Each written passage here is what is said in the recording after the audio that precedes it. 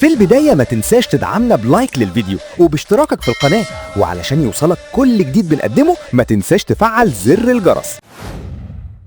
عاجل، الزمالك يعلن التشكيل الرسمي لمباراة سموحة. أعلن معتمد جمال المدير الفني للزمالك عن تشكيلة الزمالك التي ستواجه سموحة بعد قليل ضمن منافسات الدوري العام. وضمن الجولة السادسة من الدور الحاسم يلتقي الفريقان، وتم الإعلان عن تشكيلة الزمالك. وجاء تشكيل الزمالك الذي سيخوض اللقاء على النحو الآتي: حراسة المرمى مهدي سليمان، خط الدفاع محمود بن تايك، حسام عبد المجيد، محمد إسماعيل، محمد إبراهيم. خط الوسط أحمد فتوح، محمد شحاتة، عبد الله السعيد.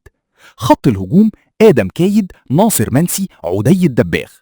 وجاءت دكة بدلاء الزمالك في لقاء اليوم أمام سموحة على النحو الآتي: محمد عواد، ومحمود حمدي الونش، والسيد أسامة، وأحمد عبد الرحيم إيشو، ومحمد السيد، وأحمد ربيع، وأحمد شريف، وخوان بيريرا، وشيبكو بانزا.